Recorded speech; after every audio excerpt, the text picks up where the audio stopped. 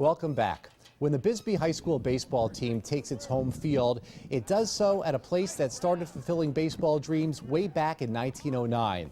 Kids step up to the plate where baseball legends once put on their batting gloves. Tonight's trip into baseball's past takes us to Warren Ballpark, the real field of dreams.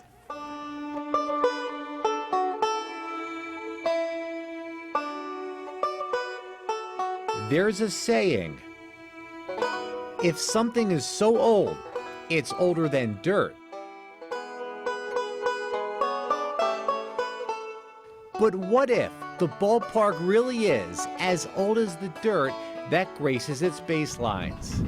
Wind is blowing directly toward center field. Striker to the line! It's an ideal baseball day. Because this ballpark, Warren Ballpark in Bisbee, Arizona, is the oldest active ballpark in the United States. Tally an ace, please. Today, 106 years after it was built, it's the 6th annual Copper City Classic, an event in which teams play vintage baseball. Today's guest, this is Mickey Mantle, former major leaguer and Twins 21-game winner. And this is James Timothy Mudcat Grant III. And Mudcat Grant made more money singing the blues than he ever did playing Major League Baseball.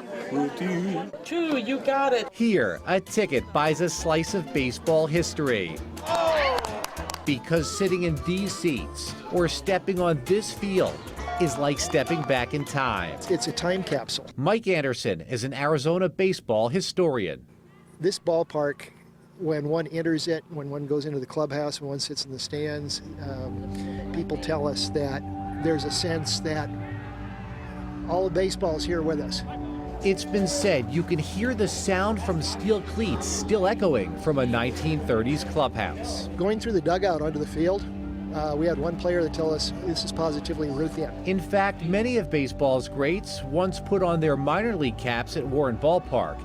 16 Hall of Famers who either played, managed, or umpired stood on this very infield and counted run after run on this rusted scoreboard. That includes Honus Wagner, Connie Mack, John McGraw. And numerous others like Sid Cohen, who struck out the Babe, but who also surrendered his final home run.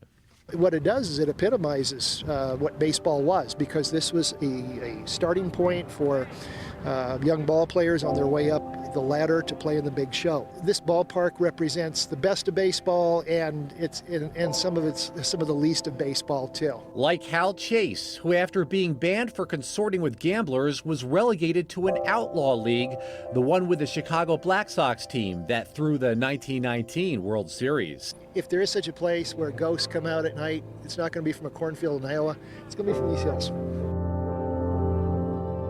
The most important historical event to happen here at Warren Ballpark had nothing to do with baseball at all. It was the largest single action taken against organized labor in the United States. A different type of strike took place in 1917 by the Bisbee copper miners. 2,000 workers were rounded up by Sheriff Harry Wheeler and taken to Warren Ballpark. More than half were transported and abandoned to a New Mexico settlement. They were later rescued by the U.S. Army, but were not permitted to return to Bisbee. It was known as the Bisbee deportation. It was an important part of labor history and an important part of the First World War. Since that time, while everything around it has changed, this southern Arizona gem has not. If you look at photos of this part of Bisbee, Warren, it's exactly the same. Just as today's game and its field resembles those of the turn of the 19th century. And as jubilant fans watch the dirt settle on another glorious day at Warren Ballpark, its history embraces the field, and dreams of seasons to come linger on after the final out is called. It's 1, 2, 3, scorched around at the old ball game.